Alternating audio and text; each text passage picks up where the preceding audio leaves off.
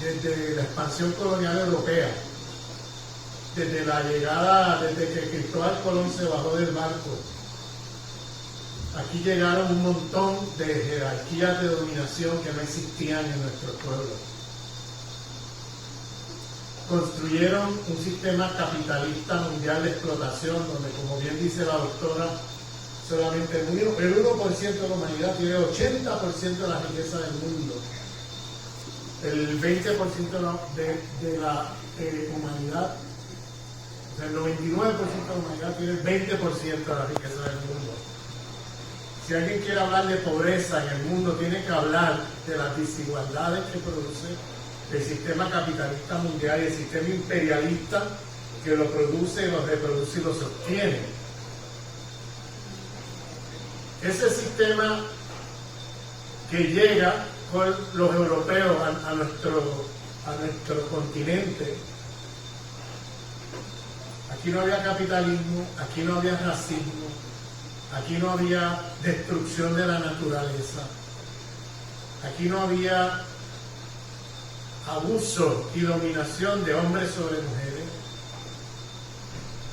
es decir, patriarcado.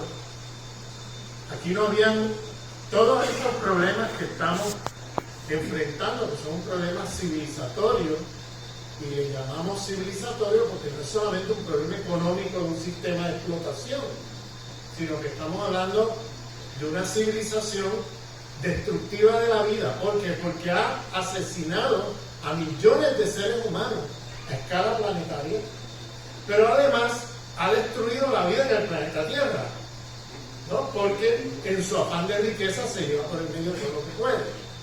Pero además, porque en esa visión cartesiana que critica Chávez, estamos produciendo tecnología con cosmovisión dualista cartesiana. La tecnología tiene cosmología, la tecnología es neutral. Vayan al piso 19 del Ministerio de Ciencia y Tecnología. Allí en la pared dice la cita de Chávez: la tecnología no es neutral. La tecnología tiene cosmología. Y la cosmología que usaban los pueblos antes de la llegada de los europeos era holística, no dualista, era holística.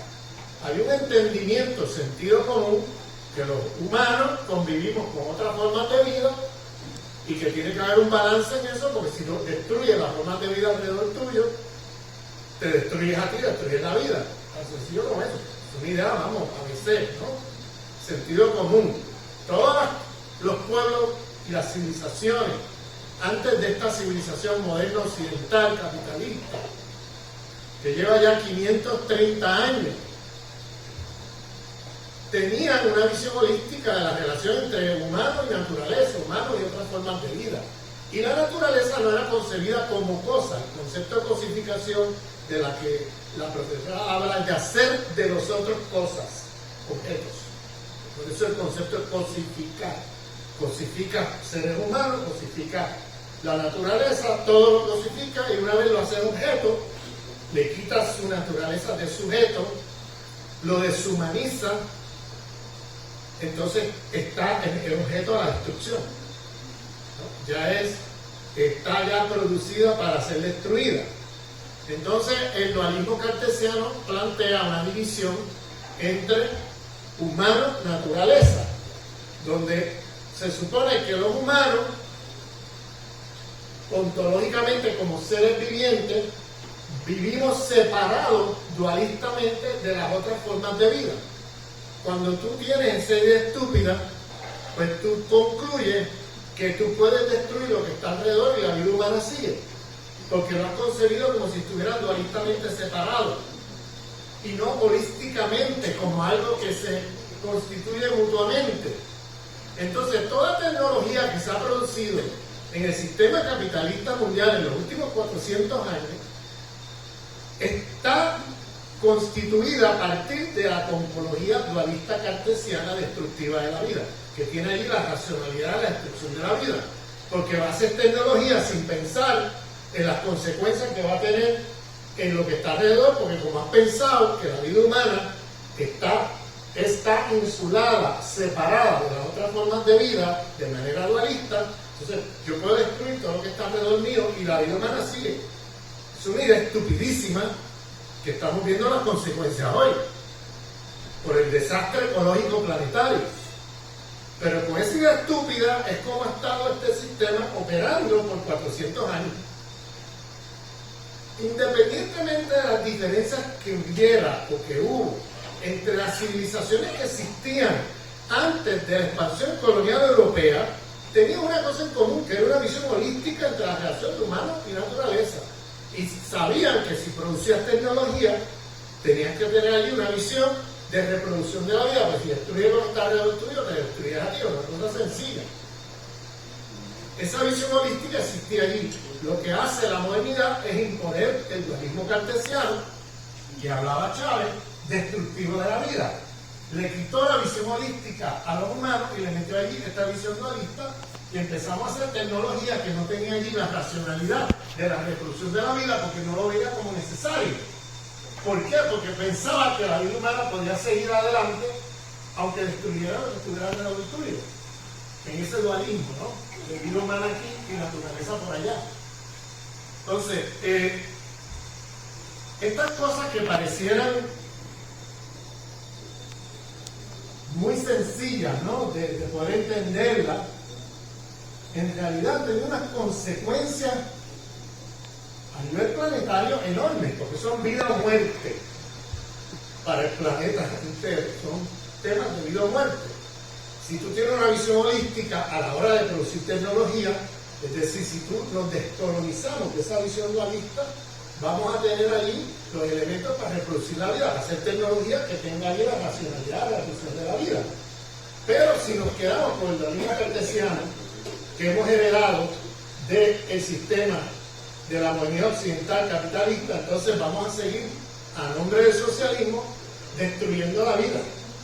Entonces nos tenemos que descolonizar de estas cosas. Por eso el tema de la descolonización no es una opción entre otras, es una necesidad.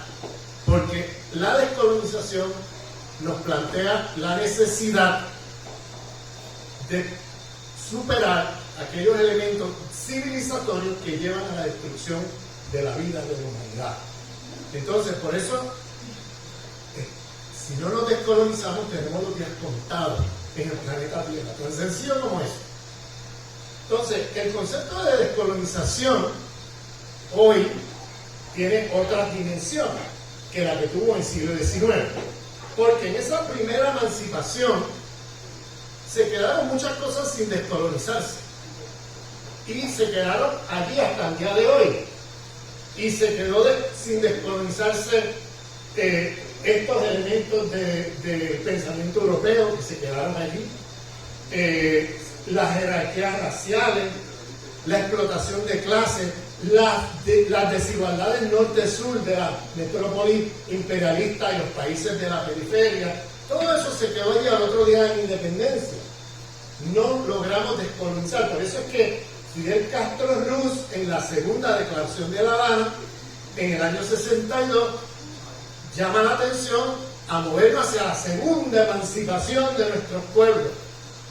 Y que Hugo Chávez Frías retoma ese planteamiento y dice: tenemos que ir hacia nuestra segunda independencia, porque la primera se quedó trunca, no logró descolonizar todo lo que había que descolonizar. Nos quedamos ahí con un montón de jerarquías de dominación que viven de la historia colonial, que se quedaron allí a pesar de que la administración colonial fue derrotada. Entonces la colonialidad siguió hasta el día de hoy, y entonces el proyecto descolonizador es un proyecto radical porque pone en cuestión no solamente el sistema capitalista, sino el sistema civilizatorio que organiza el capitalismo, que es la modernidad occidental. Entonces, este sistema ha sido, como dije ya antes, un sistema genocida. Estamos hablando si el capitalismo es genocida, es porque está organizado desde adentro con las lógicas civilizatorias de la modernidad racistas. Si el capitalismo es ecologicida, es porque está organizado desde adentro con las lógicas civilizatorias de la modernidad dualistas cartesianas. Si el capitalismo es Feminicida es porque está organizado acá adentro con las lógicas civilizatorias de la modernidad del patriarcado. Si el capitalismo es epistemicida, destructor de los conocimientos de nuestros pueblos, imponiendo la visión de ellos, es porque se ha impuesto en el capitalismo las lógicas civilizatorias eurocentradas, eurocéntricas de producción de conocimiento. Si el capitalismo es comunitaricida, destructor de las comunidades, como bien la doctora Colmenares nos ha relatado aquí, es porque impone la lógica civilizatoria moderna del individuo atomizado. Es decir, no podemos entender los males que estamos viviendo hoy única y exclusivamente como un problema económico. Es que el capitalismo es el sistema económico de una civilización y por tanto, para poder atacar el problema de raíz, tenemos que abordar el problema del capitalismo histórico realmente existente en relación a las lógicas que lo organizan. Lógicas racistas, lógicas patriarcales, lógicas ecologicidas destructivas de la vida como el dualismo cartesiano, lógicas de dominación y destrucción de las mujeres, escala planetaria. O sea, estamos hablando de un sistema, una civilización de muerte, como lo recuerdan continuamente los pensadores y pensadoras de los pueblos originarios de todos los continentes. Entonces, a partir de ahí yo quisiera hacer un planteamiento que tiene que ver con el momento histórico en que estamos hoy, para de ahí ubicarnos en términos de una estrategia del momento histórico geopolítico mundial en que estamos. Este sistema que se crea en 1492 para acá, con la llegada de en primer lugar los españoles, luego los portugueses, luego los británicos, luego los franceses, luego los holandeses, por ahí se montaron todos, los europeos, y colonizan el mundo entero. Y en el proceso de colonización destruyen todas las civilizaciones que se encontraron de frente e impusieron la suya. Y hoy día nosotros somos los hijos y el resultado de ese proyecto civilizatorio. Por eso la compañera doctora Colmenares llamaba la atención a nuestro individualismo, nuestra mirada de vernos como individuos atomizados, que pensamos en el bienestar individual primero, segundo y tercero, ¿no? Yo primero, yo segundo y yo tercero. Nunca pensamos en el servicio, nunca pensamos en relación a la comunidad, nunca pensamos en la colectividad. Todo eso lo hemos heredado de esa historia. Nosotros no estamos fuera de esa historia, de ese proyecto civilizatorio. Nosotros reproducimos todos esos problemas del proyecto civilizatorio. Y por eso la descolonización no es solamente descolonizar las estructuras de dominación, sino también una descolonización interna de nuestras mentes. Descolonización mental, descolonización espiritual, descolonización de nosotros mismos, en nuestras actitudes. Y por eso siempre en el pensamiento revolucionario del sur global se hablaba de revolución cultural. Lo hablaba Mao, lo hablaba Fidel Castro, Amílcar Cabral en África, Kwame Nkrumah en África, Ho Chi Minh en Asia, lo hablaba Mao Zedong, lo hablaba Hugo Chávez Frías. Revolución cultural, porque nosotros no somos máquinas. Cambiando las estructuras objetivas del sistema, no cambia automáticamente la conciencia de los individuos. Tiene que haber una transformación ahí en nuestra subjetividad, y para eso tienes que atenderlo como revolución cultural, revolución en nuestros valores, en nuestra visión de mundo, en nuestras actitudes, en nuestro comportamiento, etc. Porque no va a ser suficiente cambiar las estructuras si los humanos no cambiamos las actitudes. Porque donde quiera que nos metamos lo vamos a corromper todo si no tenemos un cambio de conciencia, un cambio de actitudes. Por mejor y más bonito que pongan las estructuras anticapitalistas, la comuna, pero si yo soy comunero y empiezo a pensar, esa comuna de allá son mis enemigos, yo voy a competir con ellos, con esta gente, y empiezo a reproducir las lógicas modernas del individuo atomizado, de la competencia capitalista y todo esto, por más bonita que pongan la comuna, no va a haber transformación real porque los individuos allí están reproduciendo lógicas de dominación y lógicas individualistas y lógicas que no van hacia la colectividad, sino hacia cómo me beneficio yo sobre los demás. Entonces se corrompe cualquier cosa. Entonces quiero hablar ahora de el momento histórico en que estamos. Hay 3 ciclos que entran en crisis en el año 2020, porque tenemos que aterrizar en la geopolítica mundial.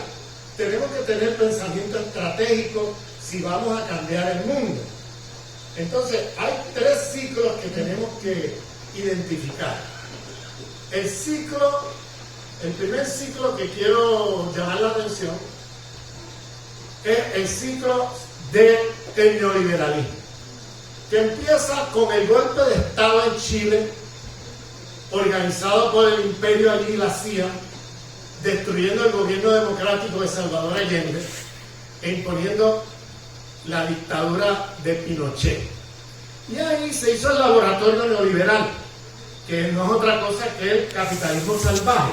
O sea, el capitalismo sin la mediación del Estado, sin la redistribución de riqueza para bregar un poco con las desigualdades, sino el capitalismo de que el mercado lo decida todo, en otras palabras, que los capitalistas decidan todo, privatizar todo, poner todo en manos del capital y que la gente resuelva como pueda.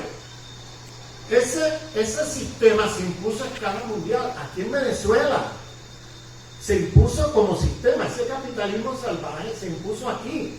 El Caracazo, que ustedes son, la revolución bolivariana, es los hijos del Caracazo. No es otra cosa que un levantamiento popular contra el sistema neoliberal. ¿Bien? Entonces, el sistema neoliberal entra en crisis en el año, ya como podemos ver un ciclo temporal sistémico entre 1973 y 2020 de ese sistema neoliberal a escala mundial, que lo impusieron como modelo de desarrollo económico en todas partes. Había que privatizar los bienes públicos, había que privatizar la medicina, había que privatizar la tierra, había que privatizar los recursos naturales, todo privatizado en manos de empresas privadas que son los que se van a beneficiar de todo, a costa de, de los pueblos, a costa del empobrecimiento masivo de los pueblos. Entonces, ese modelo entra en crisis en el 2020. ¿Por qué entra en crisis en el 2020? Porque está la crisis del COVID. Y en la crisis del COVID se vio claramente que los países que tenían los sistemas de salud privatizados, que no tenían servicios públicos de salud fuertes y consolidados, fueron los más afectados por la crisis del COVID. Tenían los índices de personas fallecidas, de personas enfermas más altos. Miren Estados Unidos, que no tiene salud pública, lo que tiene es salud privatizada. Pues ahí se vio, en la salud privatizada, se vio los resultados de eso, que Estados Unidos teniendo el número de muertos más alto del mundo. Ustedes lo vimos todos. Países que tenían medicina socializada, como Venezuela, como Cuba, etcétera, mostraron tener índices mucho más bajos de personas fallecidas por el COVID. Tan sencillo como eso, se vio claramente cómo el modelo neoliberal mata.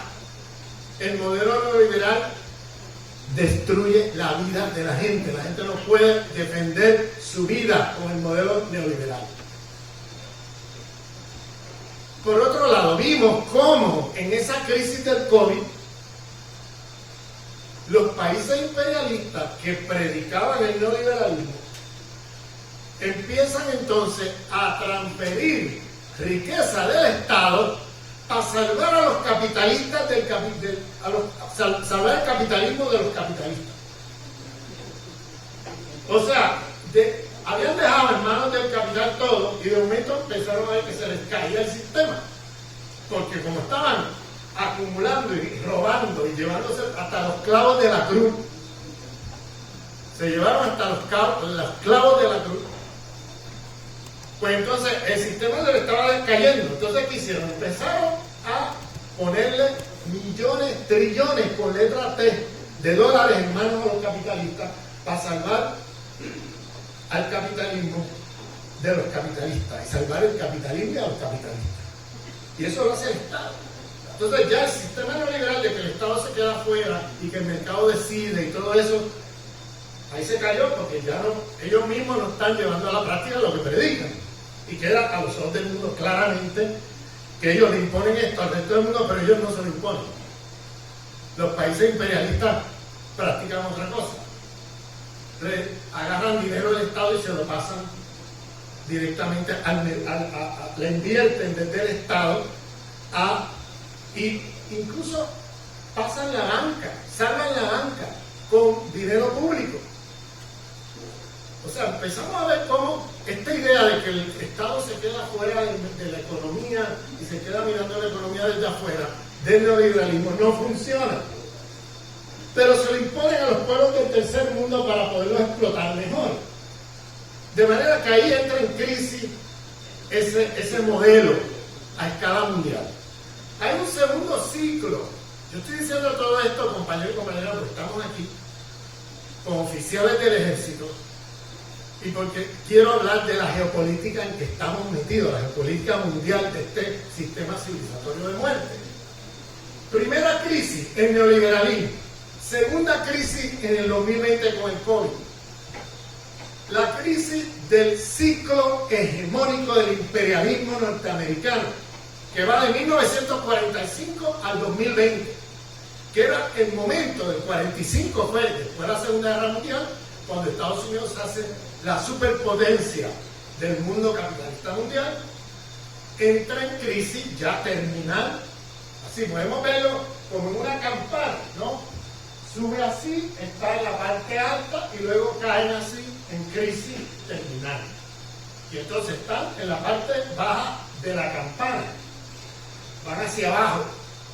Ya no están subiendo la campana. Ya no están arriba de la campana. Están en el declive de la campana. ¿Por qué? Porque Estados Unidos ya no compite con nuevas fuerzas económicas emergentes, como la China, como la India, como Sudáfrica, como Irán, como otras potencias emergentes económicas a escala mundial, que Estados Unidos ya como potencia económica no compite. Entonces Estados Unidos entra en crisis como imperio. Estamos hablando de la decadencia del imperialismo yanqui. Si en los años 60 Mao Zedong decía que el imperialismo es un tigre de papel, hoy yo digo el imperialismo es un tigre herido de muerte. Y el problema es que cuando tú tienes un tigre herido de muerte, las garras pueden ir para todos lados. Pueden ocurrir eventos inesperados, pueden ocurrir cosas locas, porque el tigre está herido de muerte y va a reaccionar como un tigre, buscando cómo va a sobrevivir y va a dar aletazos para todos lados. ¿Entendido ese punto? De manera que estamos viviendo la decadencia del imperialismo yanqui a escala mundial. Tercer ciclo, ese es el ciclo del 45 al 2020, de la hegemonía americana. Ahora vamos al tercer ciclo en crisis en el 2020. El ciclo civilizatorio de la modernidad occidental que hemos estado hablando aquí, que va del 1492 hasta el 2020. ¿Por qué? Porque se empieza a ver las consecuencias planetarias de una civilización de muerte, donde aparecen pandemias, aparecen enfermedades, aparecen muchas cosas que empiezan a afectar la vida de los humanos en el planeta Tierra, que va a poner en cuestión la vida de la humanidad y la vida en su sentido amplio. porque no sabemos cuántas otras especies vivas se hundan con la vida humana. Entonces estamos hablando de una crisis también civilizatoria ecológica, de un desastre ecológico mundial. Entonces estamos hablando de 3 ciclos que entran en crisis en el año 2020 con la crisis del COVID. Ciclo del neoliberalismo, 73 al 2020, ciclo de la hegemonía americana, del 45 al 2020, ciclo de la civilización moderna capitalista occidental de 1492 al año 2020. Entonces, esos ciclos plantean entonces un momento histórico en que estamos metidos, del cual tenemos que tener conciencia y tenemos que tener la cartografía clara de cuáles son las consecuencias de esas 3 crisis que estamos nombrando aquí. El imperialismo en crisis ya no puede competir como antes, tiene que jugar sucio. El imperialismo, para poder sobrevivir y para poder tratar de recomponerse, ese tigre herido de muerte necesita jugar sucio, necesita sanciones, necesita bloqueo, necesita robo de recursos de los países que ellos consideran sus enemigos, necesitan robarse como piratas del siglo XXI los recursos de los países que ellos consideran como sus enemigos que compiten con ellos. Entonces le meten sanciones ahí a China, le meten sanciones a Rusia, a otro, entonces a Venezuela, a todo lo que se mueve, que ellos ven que los pone a ellos en peligro. Es un tigre herido de muerte, compañeros y compañeras, un tigre herido de muerte va a hacer cosas locas. Entonces, una de las cosas locas que han hecho es la organización, provocación, manufactura de la guerra de Ucrania. La guerra de Ucrania se fabricó en Washington. Y el que tenga dudas, que mire el documento que está online, lo pueden conseguir online, de la RAND Corporation. La RAND Corporation es un tanque de pensamiento de la CIA y del Pentágono. Está todo en inglés. Búsquense aquí, compañeros, que lean inglés, porque hay que leerse lo que están escribiendo allí. Porque allí tú lees los documentos y vas a anticipar escenarios de lo que ellos están planeando. Bien, hay que anticiparlo. Y ellos lo ponen allí online y tú puedes acceder a ver qué tienen en la cabeza y qué es lo que están planeando. Y una de las cosas que pusieron ahí online en el 2019 es un documento que se llama Sobreextendiendo a Rusia, Overextending Russia. Ese documento, si ustedes quieren ver el libreto de la película que estamos viendo hoy en Ucrania, léanse ese documento. Ahí está el libreto de la película, donde están diciendo: tenemos que sancionar a Rusia. El mercado europeo, ellos lo estaban perdiendo, porque el mercado europeo estaba, los rusos tenían el 40% de las importaciones de la Unión Europea venían de Rusia. 40%, estamos hablando de cientos de miles de billones de euros. Mucho dinero. La ruta de la seda china venía por territorio de la Federación Rusa. Entonces ellos ¿qué dicen? ¿Cómo hacemos ahora en un momento en que ya no competimos, porque como se han quedado retrasados tecnológicamente, en términos económicos ya no compiten con China, ya no compiten con nadie? ¿Por qué se han retrasado? Porque en los últimos 50 años el Imperio Americano ha estado metiendo un billetal de sus recursos del Estado, no en nuevas tecnologías para mejorar la producción, en guerras inútiles, para beneficiar a 7 compañías del complejo militar industrial de los Estados Unidos, que ha secuestrado el presupuesto del Estado Imperial Americano. Más del 50% del presupuesto del Estado Imperial se va en el Departamento de Defensa. Y del Departamento de Defensa a su vez pasa eso a las empresas del complejo militar industrial. Y si no hay guerra, se la inventan. Y no le importa. La guerra de Afganistán, por ejemplo, eso era un debate y se decía, bueno, la guerra de Afganistán, pero eso no lo vamos a ganar nunca, pero no importa. Mientras más dure mejor, porque más dinero hacen estas compañías. El tema no era ganar la guerra, ellos saben que la tenían perdida. Lo mismo en Irak, lo mismo donde quiera que se meten, ellos saben que eso es una cosa temporal.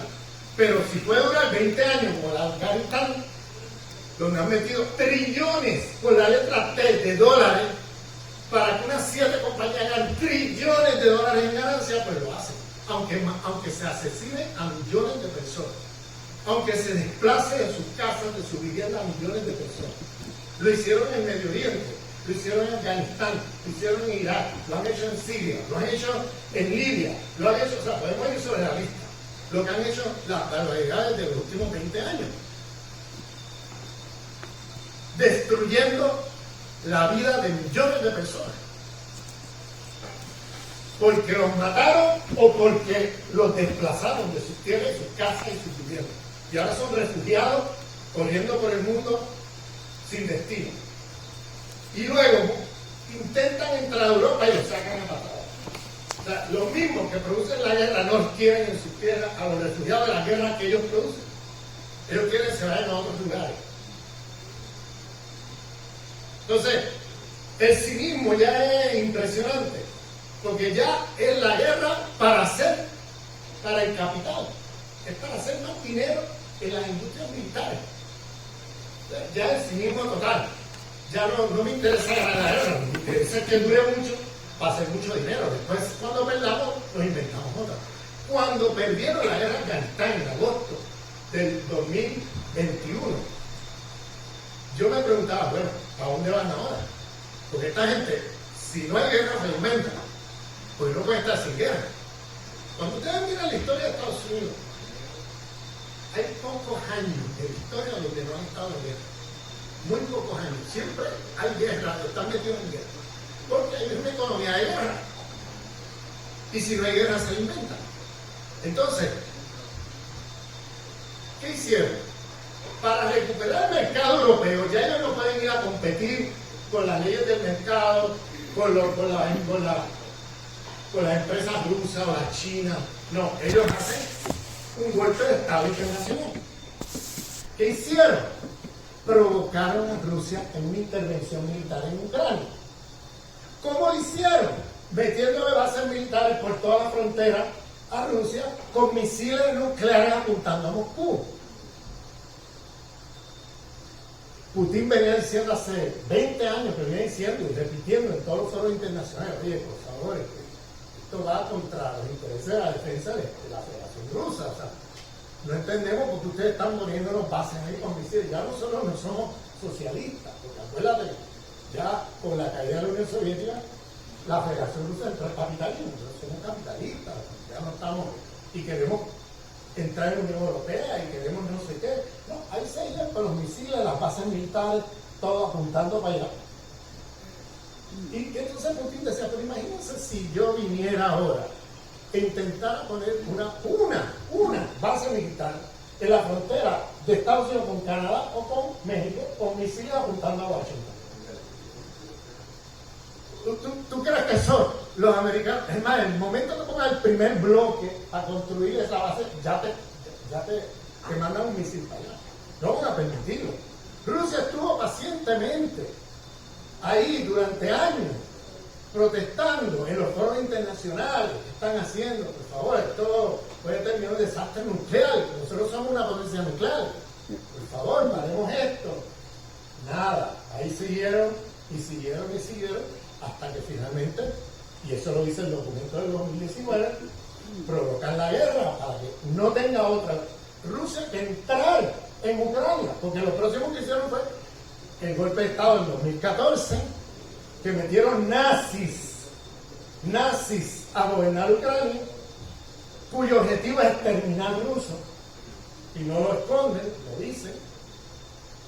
Entonces, ponte los zapatos de los rusos. Allí van, dan un golpe de Estado a la CIA, que en 2014 y pone allí en el poder milicias nazis que entran ahora en el ejército, cuyo objetivo es exterminar a Rusia. Ponte el zapato de los rusos. Y además, ya empezaron a hablar en 2021 y principios del 2022 de que entren a la OTAN. Que estos nazis entren a la OTAN. ¿Qué significa eso? Que ahora, si esos nazis nos atacan, no podemos atacar para atrás porque va a ser una guerra nuclear, porque la OTAN va a venir a defenderlos si ellos entran en la OTAN. ¿Me entiendes? En la lógica organizativa de la OTAN, cualquier país de la OTAN que sea atacado, la OTAN interviene a defenderlo.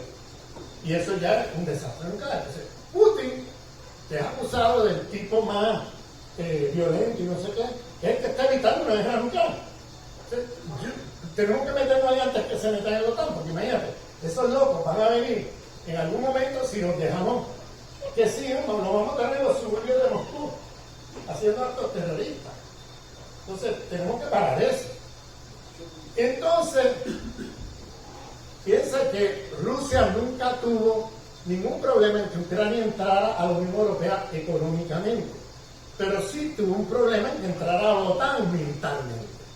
Son dos cosas diferentes. Eso muestra que Rusia no tenía intereses imperialistas en Ucrania, sino lo que decía Rusia es un tema de defensa de la Federación Rusa, que no puede permitirse que esos locos nazis, además de entrar a la OTAN, les querían dar bombas nucleares.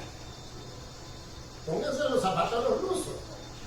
Nazis, cuyo objetivo es exterminar al ruso, ahora entran a la OTAN y les van a dar bombas nucleares. Ahí es donde Putin hace la reunión del gabinete de ministros pública en televisión, que lo vimos todos, en febrero de 2022, y dice, oye, aquí tenemos un dilema. Si tratamos de salvar la economía,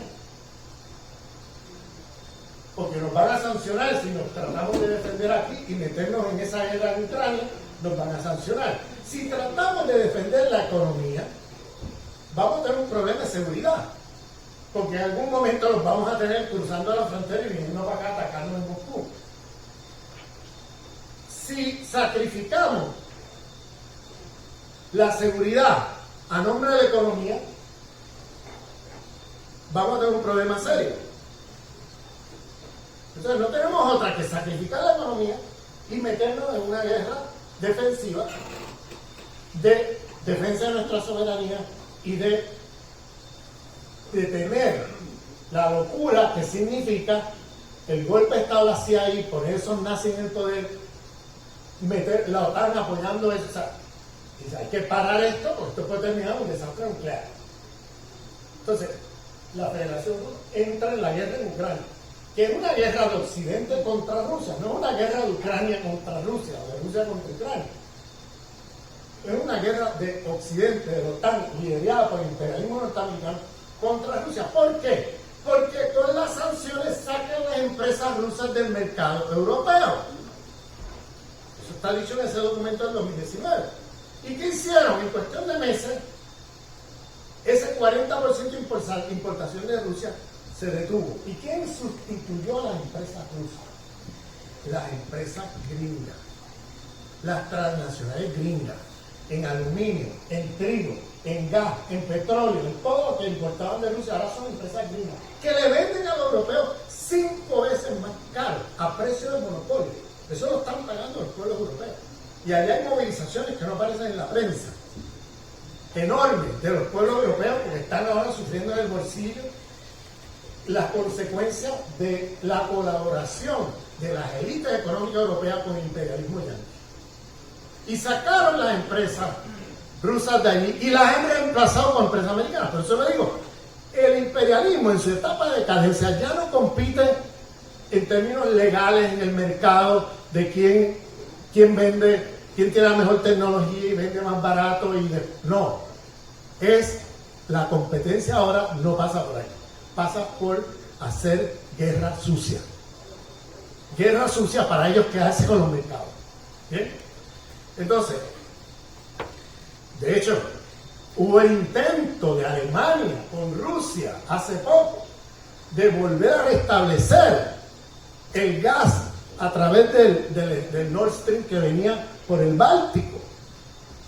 de Rusia a Alemania, porque los precios del gas americano eran 5 veces más caros. ¿Y vieron lo que pasó? Los gringos volaron los oleoductos. Eso ya salió un periodista americano que hizo una investigación y lo puso en público. ¿Ustedes vieron eso? Un periodista de investigación americano ya sacó toda esa información. Que eso fue fabricado como acto terrorista del Estado imperial estadounidense para volar el oleoducto ese. Y el mismo día, miren qué cinismo y qué claro está de quién lo hizo, que el mismo día que vuelan eso, el mismo día abren un oleoducto desde Noruega para Alemania con gas americano. El mismo día. Entonces ahora el gas viene americano, 5 veces más caro, con un oleoducto desde Noruega. El mismo día que volaron el otro. Abrieron ese. O sea, es demasiado, ¿no? Y claro, este periodista sacó mucha información ya de cómo lo hicieron, de los detalles, que no me voy a meter ahí ahora, pero ¿qué es lo importante, compañeros? Presten atención ahora, porque ahora viene la parte que creo que es clave para entender la relación. Gracias. La relación entre este panorama geopolítico y la importancia estratégica del proyecto comunal en Venezuela. Y es lo siguiente. La pregunta ahora que recuperaron los mercados europeos, la pregunta es: ¿para dónde va el imperialismo yanqui ahora? ¿Para dónde van? No van para el Medio Oriente, luego de la derrota militar que sufrieron allí a manos del eje de la resistencia liderado por Irán, a manos del apoyo que hizo Rusia a Siria. No van para allá, allí ya perdieron las guerras. Todas las guerras las han perdido allí. Ellos no van para el Medio Oriente. No van para África. En África perdieron la guerra comercial con China. Y mucho menos a Asia, donde allí ya la perdieron, pero desde hace años, con China, con la India. Lo único que van a hacer en Asia, en todo caso, es provocar una guerra como la de Ucrania con Taiwán y China. Eso sí lo están empujando. Atención. Pero ir allá a tratar de recuperar mercados ahora mismo no es su prioridad. ¿A dónde van? ¿A dónde van a ir ahora? Compañeros y compañeras, vienen para acá, en una nueva escalada, América Latina, porque lo último que le queda al imperio para sobrevivir es América Latina. No les queda otra.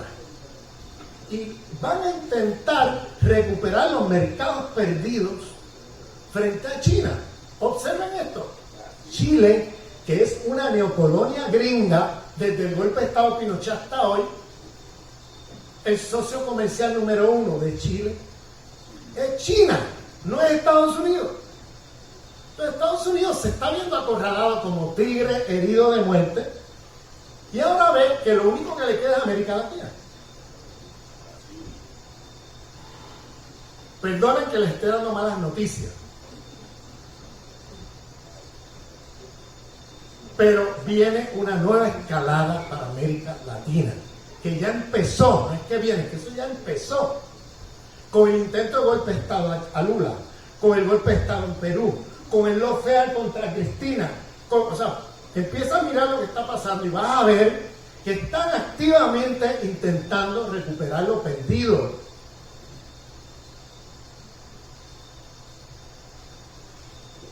Vienen para acá, vienen para América Latina en una nueva escalada. No es que vienen, están ya aquí, es que viene una nueva escalada, es lo que quiero decir. Esa nueva escalada la vamos a ver en su esplendor, creo yo, en los próximos 2 años. ¿Por qué? Ya la vemos que está sucediendo, pero ya en una escala militar más elevada, creo que lo vamos a ver en los próximos 2 años, 3 años quizás. Los americanos, ahora mismo, con esto de la guerra de Ucrania y los precios del gas y el petróleo, están viviendo hiperinflación. Los americanos nunca han vivido eso. están ahora viendo que la gasolina, la electricidad, o sea, ya el dinero no les da. Y están ahora viendo las consecuencias de lo que está haciendo la guerra de Ucrania y toda la hiperinflación que se está creando, porque los precios de petróleo, de gas, etcétera, se han disparado. Y entonces ellos ahora están buscando cómo resolver ese problema. ¿Pero qué están haciendo? Están dejando que el pueblo lo sufra. Y miren un posible escenario. Que el pueblo esté harto de la hiperinflación, el pueblo americano. Ya saben que es un pueblo ignorante, desinformado, racista, un montón de problemas, producidos por el propio sistema, no porque ellos sean, sino el mismo sistema produce ese tipo de subjetividad y de visión del mundo. De momento ven que el bolsillo, empiezan a buscar el bolsillo y no lo encuentran porque están gastando y gastando, porque todo ahora es más caro. Y que aparezca un líder demagógico, que puede ser Biden, Trump o otro nuevo, y digan, oye, tenemos que recuperar pozos de petróleo para abaratar los costos aquí. Si aquí estamos sufriendo mucho, aquí la inflación es muy alta, tenemos que buscar un lugar que tenga suficiente petróleo para bajar los costos. ¿Ven lo que estoy hablando? Y de momento va a tener al pueblo americano desesperado detrás de ese proyecto. Eso es un escenario para tener, perdonen que le esté echando agua fría en la cabeza aquí a todo el mundo, pero yo creo que mejor prepararnos para lo que viene, estar preparados a luego lamentar.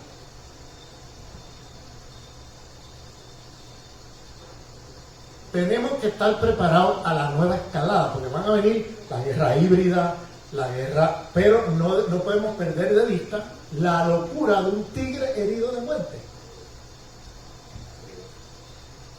No pierdas eso de vista, porque puede que hasta se aparezcan ya con las tropas aquí. Y ahí viene el tema de cómo le vas a hacer para la resistencia en un proceso ya de intervención directa del imperio. Y aquí viene el tema de la comuna. Ustedes que han leído al general Giap, Guerra del Pueblo, Ejército del Pueblo, ustedes que el ejército bolivariano que ha montado toda una doctrina militar de autodefensa, con la obra de Giap, de Mao, Guerra Prolongada, Guerra Popular Prolongada, la obra de Giap, ¿cómo ustedes creen?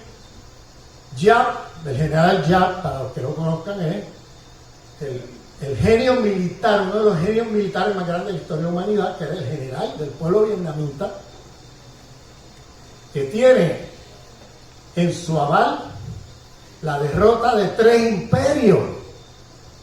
Por eso es un tipo considerado, lo estudia el imperio. El imperio, los militares del imperio estudian allá.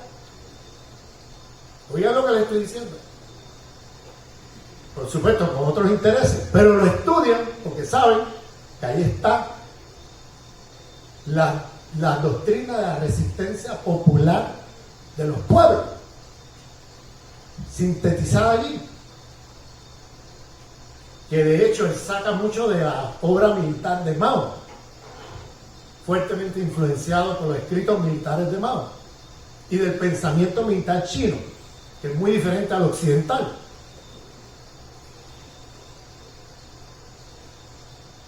Y el general Giap venció 3 imperios: a los japoneses, a los franceses y a los americanos. Por eso está en los anales de la historia como uno de los grandes genios militares de la humanidad. Y hubo, escuchen esto, una reunión de McNamara y Giap en los años 90. McNamara, un tipo de 2 metros de alto así, y Giap, más o menos así de alto, y McNamara 2 metros. Hay una foto de ese encuentro. Hay una foto de ese encuentro. McNamara, que era el general americano de la guerra de Vietnam.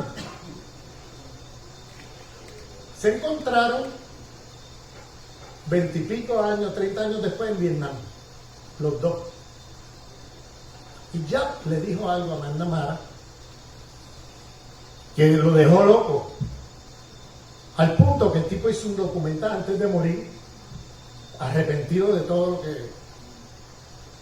Giap le dice a McNamara: lo que ustedes nunca entendieron es que ustedes ganaron todas las batallas, yo las perdí todas, pero yo les gané la guerra. Cortocircuito mental para McNamara. ¿Cómo era posible? Espérate, ¿qué me estás diciendo? Que yo gané toda la guerra, todas las batallas, pero perdí la guerra. ¿Qué me está diciendo este tipo?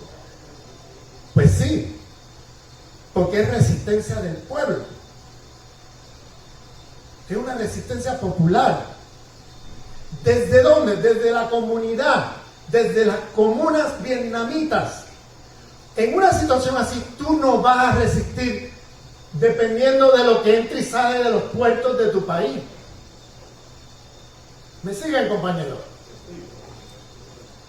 No vas a resistir dependiendo de qué te importa, la comida que tú exportas. No, es de lo que tú haces aquí, produces aquí. Eso es lo que te va a dar a ti el sostén de la resistencia frente a una embestida imperial. ¿Y qué es unidad que te va a dar eso? La comuna popular. Es desde ahí que resistió Giap. No es solamente la doctrina militar de guerra, guerrilla, etcétera, que él expresa en su obra. Es que montó la resistencia desde la comunidad vietnamita, desde la comuna vietnamita. Desde allí fue que montaron la resistencia. Y eso es invencible. Por eso perdió todas las batallas, pero ganó la guerra. Porque una vez tienes al pueblo organizado en la resistencia, eso no lo vence nadie. Podrá tardarse 10 años, 15 años, lo que tú quieras, pero eso no lo vence nadie. Y por eso, el mensaje que les traigo aquí es el siguiente. La comuna no es solamente el proyecto de la comunidad de vida, como bien dice la doctora Colmenares. No es solamente el proyecto Horizonte socialista de la Revolución Bolivariana. Es el proyecto de seguridad de la nación y de soberanía del pueblo venezolano ante la agresión imperialista. Es un tema de seguridad. No es solamente un tema utópico, no es solamente un tema de reproducción de la vida, es un tema de seguridad frente a la embestida imperialista. Y digo esto porque tiene que haber, compañeros y compañeras, un compromiso de las Fuerzas Armadas Bolivarianas y del Ministerio de Comunas de trabajar juntos en esto, en la construcción de esa resistencia. Y trabajar juntos es poner recursos. El Ministerio de Comunas necesita recursos. Es un ministerio que no tiene los recursos que tienen otros y debería tener un montón de recursos. Porque aquí hay que pensar estratégicamente. No puedes estar pensando en el mediano plazo o en el corto plazo. Tienes que entender el contexto geopolítico, que estamos en el patio trasero, así es como nos ven ellos a nosotros. Fíjense lo que dijo la Richardson, la general del Comando Sur, lo dijo clarito. Ahí está el litio, ahí está el petróleo, ahí está, y nombró los países, Venezuela, Bolivia, ¿verdad? Todo lo que ellos quieren intervenir. Ahí te lo está anunciando ya, a buen entendedor, en pocas palabras. Te lo están avisando ya. ¿Y cómo vas a resistir? Vas a resistir desde el proyecto comunal. Que el proyecto comunal, desde ahí se construyen milicias populares, pero desde ahí se construye también la materialidad de la reproducción de la vida. No vas a poder depender de lo que importa de los puertos. vas a tener que producir aquí lo que necesitas para resistir. Por eso fue que a Vietnam nunca lo venció ni Japón, ni Francia, ni los Estados Unidos. Y el general ya lo tenía clarísimo, que era desde esa comunidad, desde la comuna, que se montaba la resistencia, y desde ahí el pueblo es invencible. Ahí no importa los años que estén, lo que sea, desde ahí es invencible. Y eso es, perdonen las malas noticias, pero creo que es tiempo que hay que aprovechar para estar preparados. ¿Bien? Dios quiera que pasen otros eventos, otros acontecimientos que hagan que el imperio no sea capaz de hacer eso. Dios lo quiera. Pero no podemos, tenemos que estar preparados. No podemos estar a la merced de la sorpresa. Tenemos que estar alerta y estar preparados asumiendo lo peor. Porque es un tigre herido de muerte. No es ya un tigre de papel, es un tigre herido de muerte. Y viene con todo. De ahí que hace falta una interacción dinámica entre el ejército y el Ministerio Comunal. Tiene que haber una interacción dinámica donde se colabore de un lado para otro y del otro para el otro para construir la resistencia antiimperialista que requiere el momento histórico. Muchas gracias.